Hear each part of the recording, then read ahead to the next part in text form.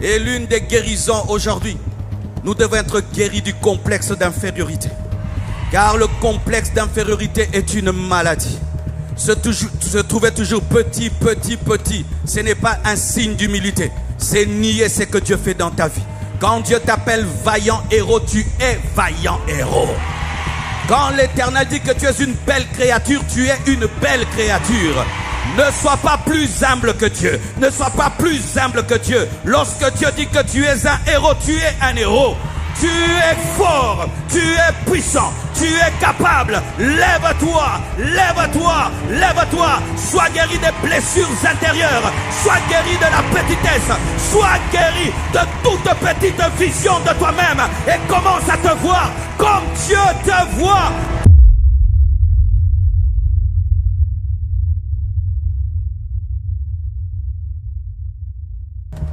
Pour être guéri, il fallait tomber dans la piscine lorsque l'ange agitait l'eau. Ainsi, c'était le plus rapide qui était guéri. Ceux qui étaient lents n'étaient pas guéris. Et il y avait un homme qui était là depuis 38 ans qui n'était pas guéri. Lorsque Jésus-Christ arrive, il veut corriger la chose. Plus de guérison par l'ange, c'était une guérison à sec. Mais cet homme était encore dans l'ancien système de fer. Il pensait que Dieu était toujours dans le système de l'ange, alors que le système avait changé. Il attendait qu'un ange tombe dans l'eau, alors qu'il y avait le maître de l'ange qui était en dehors de l'eau. Il attendait être guéri en se mouillant, alors que Jésus pouvait le guérir sans eau. Et il dit, je n'ai personne pour me jeter. C'était un homme qui ne savait pas bâtir des relations. Comment tu peux faire 38 ans à côté d'une piscine et personne n'a compassion de toi? Il ne savait pas gérer ses relations. Mais Jésus-Christ eut compassion de lui, il est devenu sa relation. Lorsque tu n'as personne, Jésus-Christ est ton ami principal. Il est ton frère principal. Il est ton tout. Il n'avait personne, mais il y avait Jésus. Quand il n'y a personne, il y a Jésus. Quand il n'y a personne, je dis, il y a Jésus. Quand tu n'as personne, il y a Jésus. Lorsque personne ne peut t'aider, il y a Jésus. Lorsque personne ne peut te sauver, il y a Jésus. Il est le chemin, la vérité et la vie. Il est le sauveur de l'humanité. Alléluia. Et là maintenant, il pense que Jésus-Christ va le jeter dans l'eau. Mais Jésus-Christ le guérit sans eau et lui dit, prends ton lit. Prends ton lit. C'est le lit qui le portait. Il lui demande de porter ce qui le portait. Et lorsque l'homme est guéri, qu'est-ce qu'il fait? Il transporte ce qui le transportait. J'aimerais annoncer à quelqu'un bientôt, tu vas transporter ce qui te transporte. Tu vas aider ceux qui t'aidaient. Tu vas bénir ceux qui te bénissaient. Tu vas enseigner ceux qui t'enseignaient. Tu vas prendre soin de ceux qui prenaient soin de toi. Bientôt tu vas prendre ton lit et tu vas marcher. Bientôt tu vas devenir une source de bénédiction pour ceux qui t'ont aidé. Bientôt tu vas bénir ton père, tu vas bénir ta mère, tu vas prendre soin de ton frère, de ta soeur qui a pris soin de toi. Je te dis, tu vas finir tes études, tu vas travailler et tu prendras soin de ton père, de ta mère, de tes frères, de tes sœurs. Bientôt tu vas devenir un grand pasteur et tu seras une bénédiction pour le bishop Ivan Castano. Bientôt tu vas transporter ce qui te transportait. Et je prie que Dieu te donne des larges épaules afin que tu transportes plusieurs personnes. Je prie au nom de Jésus, transporte ce qui te transportait. Lève-toi, prends ton lit et marche.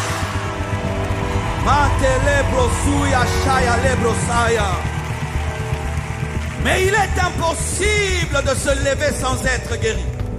Il est impossible de transporter sans être guéri. Il est impossible de conquérir, de marcher sans être guéri. Et l'une des guérisons aujourd'hui, nous devons être guéris du complexe d'infériorité. Car le complexe d'infériorité est une maladie. Se trouver toujours petit, ce n'est pas un signe d'humilité. C'est nier ce que Dieu fait dans ta vie. Quand Dieu t'appelle vaillant héros, tu es vaillant héros. Quand l'Éternel dit que tu es une belle créature, tu es une belle créature. Ne sois pas plus humble que Dieu. Ne sois pas plus humble que Dieu. Lorsque Dieu dit que tu es un héros, tu es un héros. Tu es fort, tu es puissant, tu es capable. Lève-toi, lève-toi, lève-toi. Sois guéri des blessures intérieures. Sois guéri de la petitesse. Sois guéri de toute petite vision de toi-même. Et commence à te voir comme Dieu te voit. Donne-moi un amen. Alléluia. Oh, gloire à Dieu. Le Seigneur m'a dit aux enfants qu'ils prendront soin de leurs parents. De la même manière que Joseph a pris soin de Jacob à Goshen, tu prendras soin de celui qui t'a donné une robe multicolore. Et c'est toi qui vas lui donner Goshen.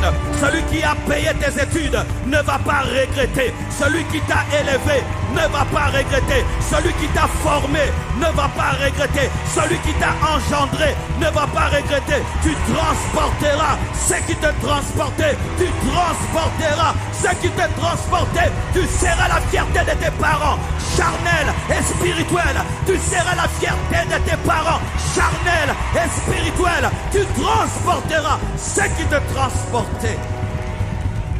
Et il m'a dit de dire comme Esther a pris soin de Mardoché.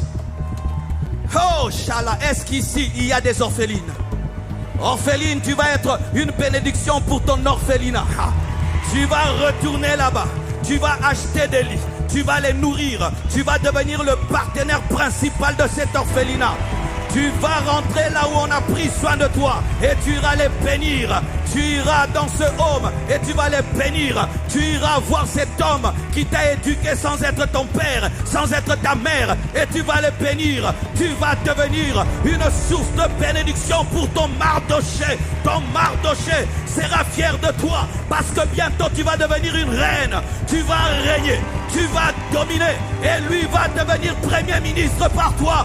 Je déclare que tu porteras ce qui te portait. L'Afrique va évangéliser l'Occident, l'Asie et l'Amérique. Ils nous ont apporté la parole. Bientôt, bientôt. Et déjà nous le faisons. Nous allons apporter la parole aux Américains. Nous irons apporter la parole aux Américains. Nous irons apporter la parole au Nigeria. Nous irons apporter la parole au Ghana. Nous irons apporter la parole à ceux qui nous ont apporté la parole. Nous irons enseigner à ceux qui nous ont enseigné. Car c'est le temps de transporter ceux qui nous transportaient. J'ai reçu ça comme une prophétie, mes frères. Les derniers seront les premiers. Et les premiers seront les derniers.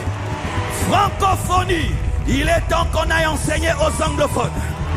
Il est temps qu'on aille prêcher aux anglophones. Il est temps qu'on puisse évangéliser l'anglophonie. Il est temps qu'on leur dise, vous avez des méga churches mais vous n'ouvrez pas assez d'églises.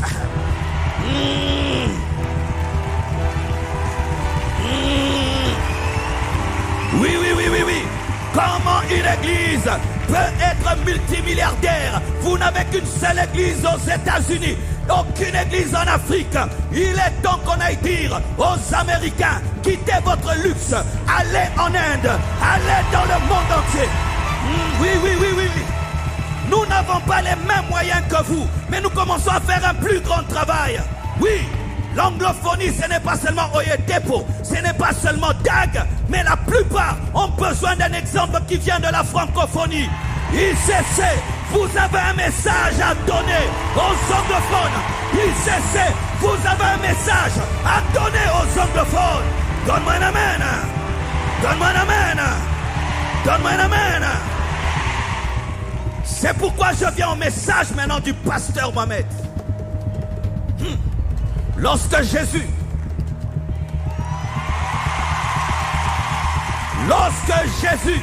est venu sur la terre, il parlait quelle langue? Araméen. Quand tu entends Talita Koumi, ce n'est pas l'hébreu, c'est l'araméen. Jeune fille ou petite brebis, lève-toi.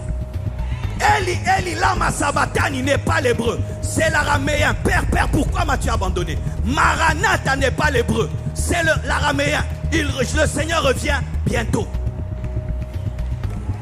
Jésus parlait l'araméen. L'araméen vient des Perses et des Assyriens. La langue maternelle de Jésus, c'était l'araméen. Mais sa langue intellectuelle, c'était l'hébreu, pour connaître la parole. Mais dans le commerce, c'était le grec. Jésus était polyglotte. Jésus était polyglotte. Jésus était polyglotte. Maintenant, l'araméen a un problème parce que lorsque au 7e siècle les Arabes ont conquis, ils ont chassé cette langue. Maintenant c'est l'arabe qui a pris la place. C'est pourquoi c'est une langue qui disparaît. Jésus travaille en araméen. Il prêche en araméen. Mais lorsque le Saint-Esprit vient sur les apôtres et qu'il faut écrire l'évangile, écrire les épîtres, le Nouveau Testament n'a pas été écrit en araméen. La sagesse du serpent. Le Nouveau Testament a été écrit en grec. Et il n'y a que quelques mots, quelques phrases en araméen, mais en grec. Pourquoi? Parce que le grec en ce temps-là, c'était la langue du dominateur. Ils avaient la sagesse de comprendre que nous devons écrire dans la langue la plus usitée, la plus connue, dans... Hey. Donne-moi l'amen. Dans la langue la plus stratégique. Et j'ai fait des études en notre temps. L'araméen c'est quoi? L'hébreu c'est quoi? Le grec c'est quoi? L'araméen pour moi c'est le lingala. Zamba pambo labino makas, bokende liboso, bomana loboko na nzambe. Mais je ne peux pas continuer en araméen. Pourquoi? Parce que je dois utiliser ma langue intellectuelle, le français. Je dois utiliser mon hébreu. Mais je n'ai pas encore mon grec. Le grec c'est quoi? God bless you so much. God give you power. God give you fire. God love you so much. Give me amen. Give me amen. Il est temps qu'on parle le grec. Il est temps qu'on parle le grec. Il est temps qu'on parle le grec. Il est temps qu'on parle le grec. Il est temps qu'on prêche en anglais. Il est temps qu'on prêche en anglais. Il est temps qu'on prêche en anglais.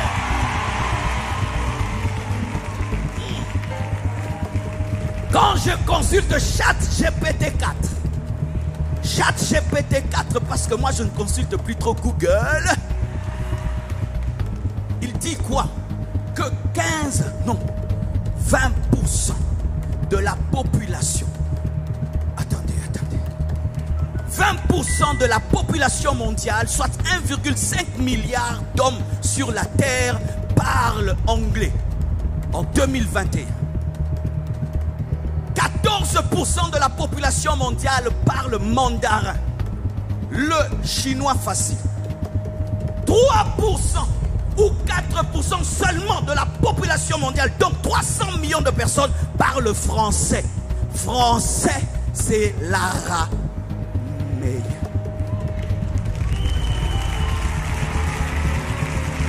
Si nous voulons réellement gagner les extrémités de la terre, nous devons parler la langue qui touche les extrémités de la terre. Et ce n'est pas le français. Et ce n'est pas le français. Il y a un problème avec les langues. Les langues suivent la domination économique et politique. Et je ne sais pas quand est-ce que les Français vont dominer encore politiquement et économiquement. Et sachez que la RDC, c'est le deuxième pays le plus francophone au monde. Et pour notre réveil, vous devez attendre un peu longtemps.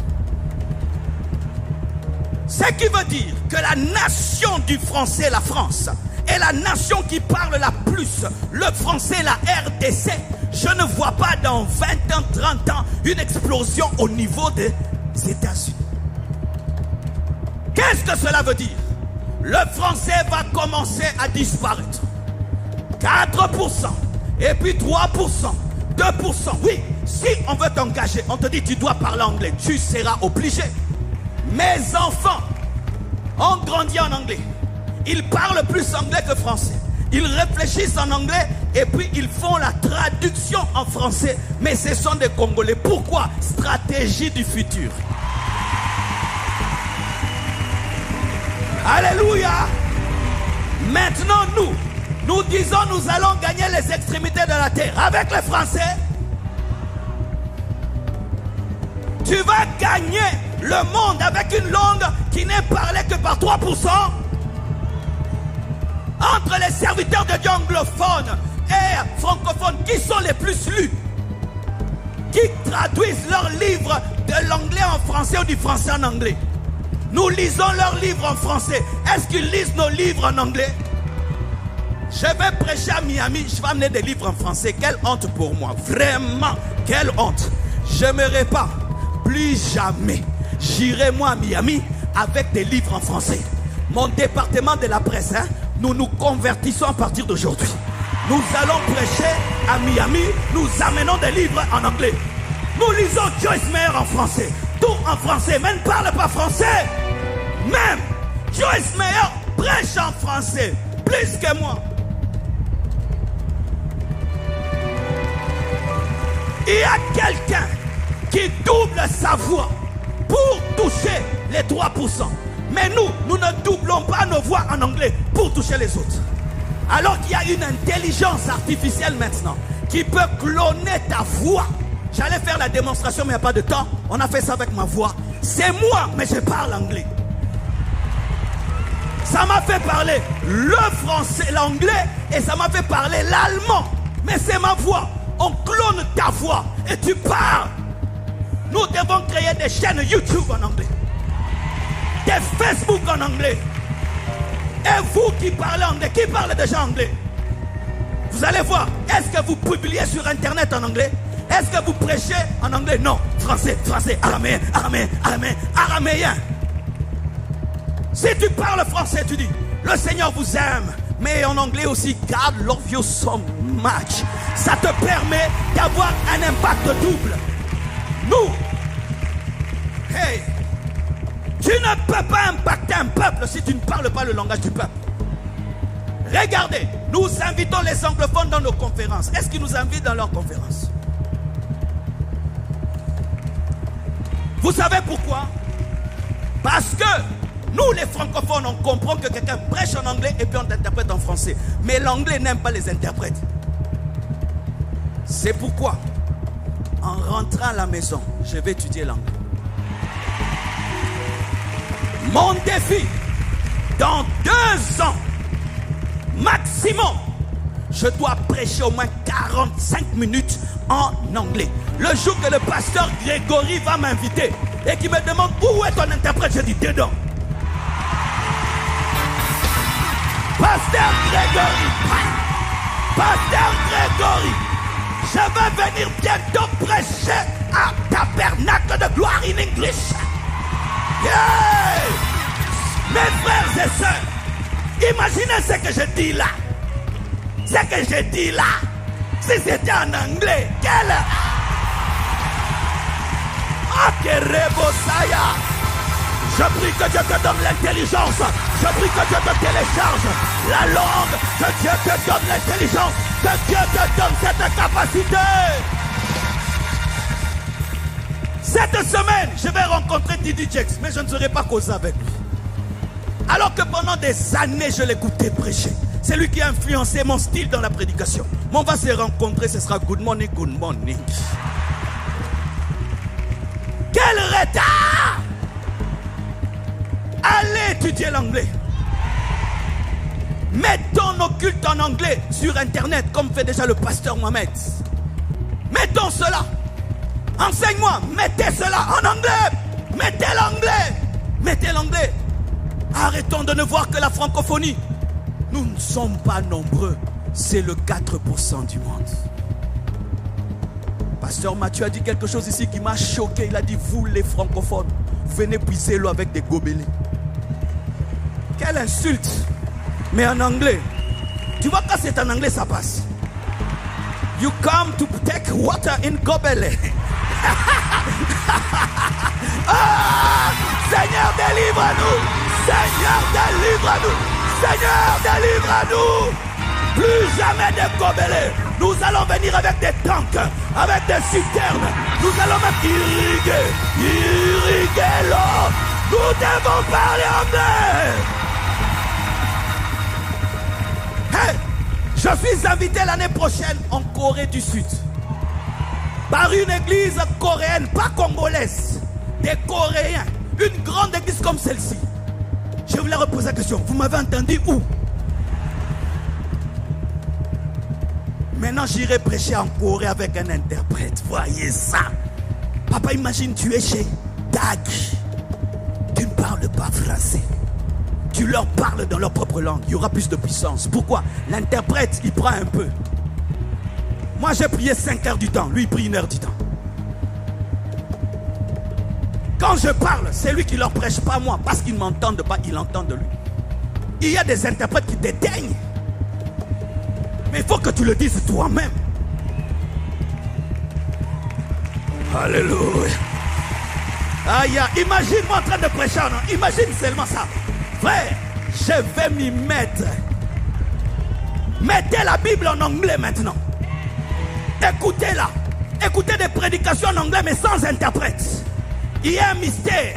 Quand tu es dans la présence de Dieu, une intelligence divine t'est donnée.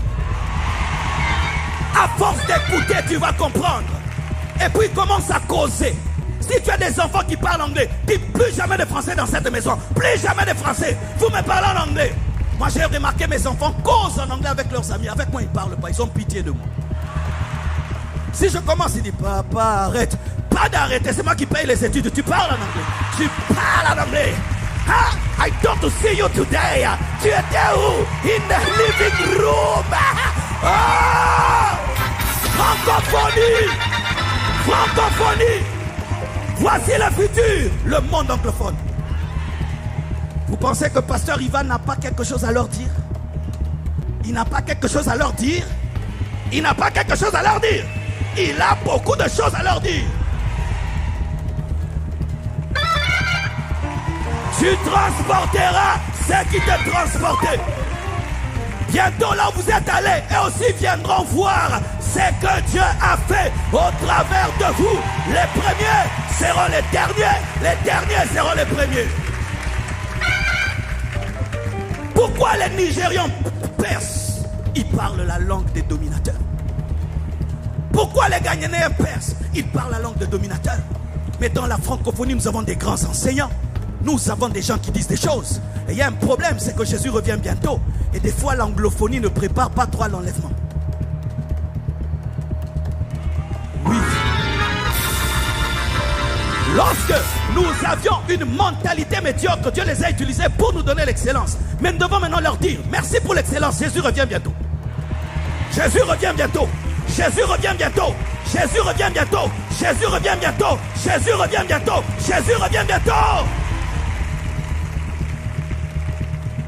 Si Jésus lui-même, par le Saint-Esprit, a établi comme stratégie que son livre, le Nouveau Testament, soit en grec, au lieu qu'ils disent, comme je suis hébreu, ce doit être un hébreu. Même le livre d'hébreu n'est pas en hébreu. Frères et sœurs, qui parle anglais ici? Un bon anglais. Tu dois m'imposer les mains. Parce que dans ce domaine, tu as ce dont j'ai besoin. Toi qui as toujours dit que je n'ai rien, regarde comment je t'envie. J'aimerais te couper la tête et la mettre dans ma tête. Tu as le grec de ce temps. Une de mes filles à l'église parlait lingala, français. Elle s'est donnée à parler anglais. Dernièrement, elle m'envoie une vidéo. Elle est à Dubaï, parmi les grands de ce monde. Elle est en train de parler du Congo en anglais. Tout le monde la regarde. Là où elle est allée, même moi son pasteur, même si je jeûne, je n'entrerai pas. Parce que là-bas, pour ouvrir, c'est la langue.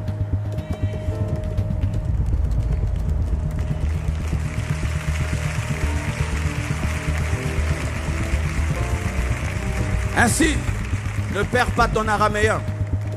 Gardez vos langues. Parlez Chiluba, c'est exceptionnel. Parlez Kiswahili, c'est merveilleux. Kikongo, c'est merveilleux. Mais ajoute le français, mais surtout l'anglais. En France, tu arrives dans certains hôtels 5 étoiles, on te parle en anglais, on est en France. Dans certains avions, tu montes seulement, le français disparaît. Les hôtesses ne parlent pas français. Du coup, tu deviens analphabète, céleste. Vrai ou faux? Pourquoi? C'est le grec de notre temps.